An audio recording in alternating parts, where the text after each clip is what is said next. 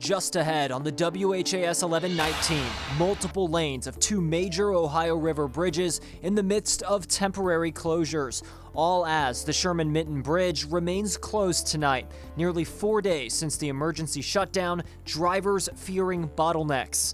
Yeah, you just sit, you move a little bit, you sit, you move a little bit, and this is on major highways. When we can expect a better timeline for repair and reopening, and then at 6:20 in the morning and pitch dark, that's not safe. Less than 2 weeks from the start of school at JCPS and families with plenty of change on their plates. Superintendent Marty Polio set to address plans and concerns at a news conference tomorrow. And finally, the return of major community events. Dainty Fest, the contest that often has folks swinging and missing, and finding your deepest compassion. Trying to save our, unique tradition. Tibetan Buddhist monks making a stop in Louisville, their symbol of healing. It starts right now at 11.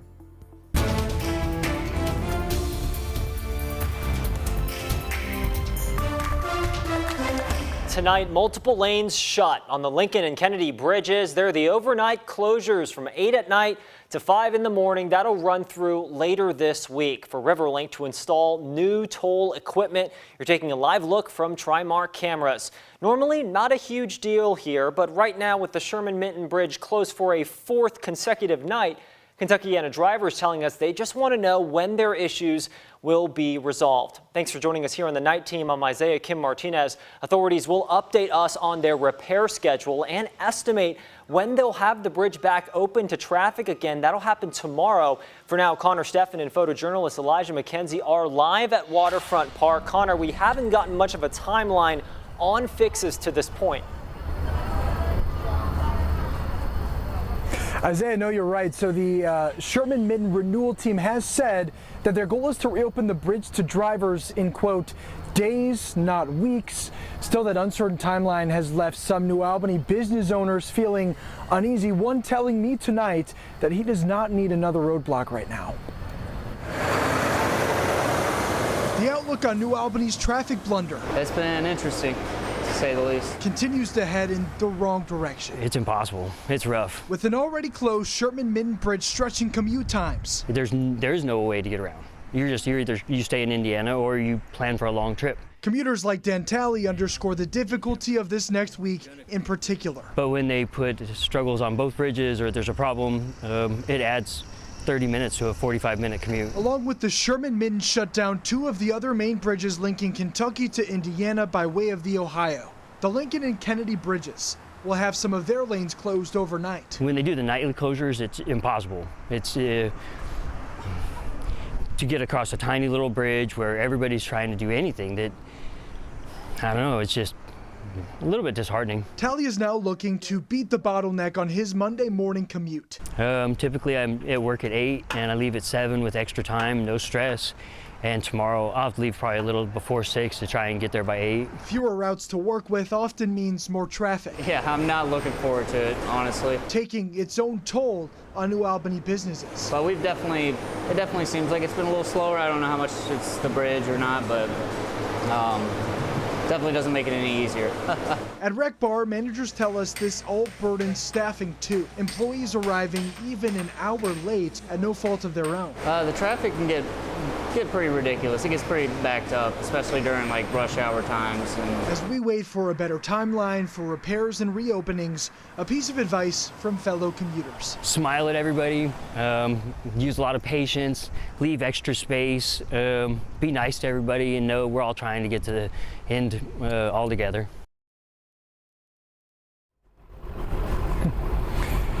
All right, folks, let's try to take some of that positive energy heading into next week. Now, some good news. As for the overnight lane closures, those are going to end on Thursday. They're going to last through Thursday morning. So that's both the Lincoln and Kennedy bridges. As for the Sherman-Minton, we're expected to get a more detailed timeline of events tomorrow from officials. So until then, again, we are not too sure about an update on that. We're live here at the waterfront. Connor Steffen, the WHAS 1119 on your side. Connor, thank you so much. More news right here at 11. An Oldham County Elementary School is left needing some repairs after authorities say a driver used his car to break into the building just last night. In a letter sent to parents and staff, a school district spokesperson says a man crashed his car into a door at Goshen Elementary to get into the building. Thankfully, we're told no students or staff were on campus or inside. The letter says police quickly caught the suspect. Now, we reached out to Oldham County Police asking for a name and arrest slip. We're still waiting to hear back here as of news time. School officials say the damage to the building is minimal and will be repaired immediately. And we expect an update currently, of course, from the Sherman Renewal Project, tomorrow. But we have some more news specifically tonight on a deadly shooting in the Shawnee neighborhood. That was just yesterday afternoon. The Jefferson County Coroner's Office has identified the victim as Christopher Salmon. LMPD responded to the shooting on South Shawnee Terrace near Herman Street around 2:30. That's where they found Salmon, who had been shot multiple times. Now, anyone with information should call the anonymous tip line. That's at 574 LMPD. A woman is dead after an overnight crash on I-264 East. That's the Watterson Expressway in the area of West Broadway and West Muhammad Ali. Officers responded to the car crash just before 2:30 this morning. Police say the driver was in a Chevy SUV heading eastbound. She lost control for an unknown reason and hit a concrete center median. Police said she wasn't wearing a seatbelt and was taken to the hospital where she died. And JCPS students also head back to class in less than 2 weeks here. One big concern for parents and students alike are school start times and buses. The good news, Superintendent Dr. Marty Polio says there are now more bus drivers than there are routes and hopes this will cut down on double and triple runs. The concern, though, transportation leaders say the average walking distance to bus stops is a quarter of a mile, but some students could have a longer walk. And I believe with this new bus schedule and the way that the kids have been moved around into neighborhood stops versus now being picked up on main roads that are busy at 6:20 in the morning and pitch dark, that's not safe. And it's not even safe for the parents to stand out there, honestly. Now, Dr. Polio is asking for patience from parents as the district works through the first few days of the new school year. We're confident that we're going to be successful in it, but there's no doubt when you have the major change that we are taking on, not just in transportation, but in many other areas, there's going to be kinks and hiccups that we're going to have to work out. Now, tomorrow, Dr. Polio is planning on providing updates at a back-to-school news conference. There, he's planning on discussing start times, school choice, new curricula, and school lunches. That conference starts at 11 in the morning, and we'll be there to address some of your concerns. Now, after months of fighting and rehabilitation, LMPD officer Nicholas Wilt returned home this week.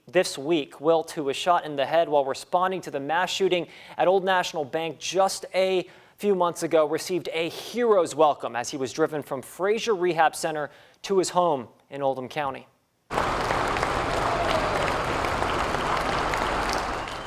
It was a day many had hoped and prayed for, but was never guaranteed. Officer Nicholas Wilt's family told us they always believed the officer would leave the hospital alive, while doctors said his prognosis was not always positive. I'll be honest, I was surprised they were able to get Officer Wilt off the table that first day after what I saw. Nick gets to go home today, sleep in his own bed with his own TV, and he's been asking for a steak dinner for a couple weeks now. And you bet we're going to get him a steak dinner tonight. And if you'd like to help Officer Wilt and his family, the city of St. Matthews is hosting several events as part of Wilt Week. They'll be collecting donations at National Night Out, hosting 3 different car shows, and they've put together a family fun night, which will include a Battle of the Badges softball game. It all starts Tuesday. Norton Healthcare's new hospital is taking shape in West Louisville. Crews have been installing beams at the facility on 28th and Broadway. This week, Norton even releasing interior renderings showing what some of the patient rooms and nursing stations will look like.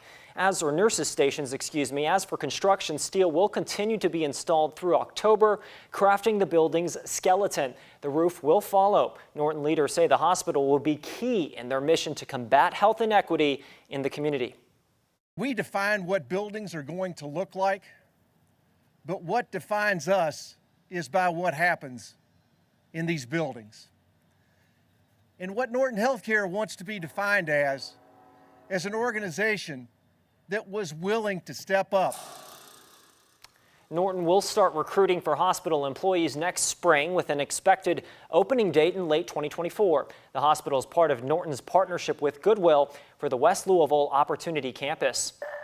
Preparations are underway in Schnitzelburg for the 53rd annual Dainty Fest, a beloved community tradition, of course. People will line up along George Houck Way outside Houck's Corner for the contest tomorrow. The concept is simple. Use a stick to hit a piece of wood as far as you can. Actually doing it, though, is a lot harder. Today, however, the crowds lined the streets for the Dainty Parade. Dainty is an old German street game played with a broomstick that's whittled down to a point on one end. So you have like a 3-foot broomstick, and then there's a little puck that's about 3 inches that's whittled on both ends. So we close down the entire street here on George Houck Way. Basically, you have the puck on the ground, you try to pop it up with the stick, and you try to hit it as far as you can. The winner is the person who hits it the farthest. The loser is the person who hits it the shortest, and that person gets a basket of lemons, and they have to hop on 1 foot down the Dainty court. Wow. What a grand prize there. Tomorrow's competition begins at 5:30. If you are 45 and older and would like to participate, sign-ups begin tomorrow, just an hour before. That's at 4:30 p.m. And over the next 5 days, Tibetan Buddhist monks, you heard that right, will construct compassion out of what's called a Buddha sand mandala. A sacred opening ceremony was held this afternoon to begin this process. Working through the week, the monks will build an extremely intricate traditional image in a meditative and prayerful fashion, literally 1 grain of sand at a time. The public is invited to watch the monks while they are working the Tibetan Buddhist Center on Hubbard's Lane. The monks will also be selling Tibetan crafts to help provide food, housing, health care, and education for the more than 2,000 monks in their ministry.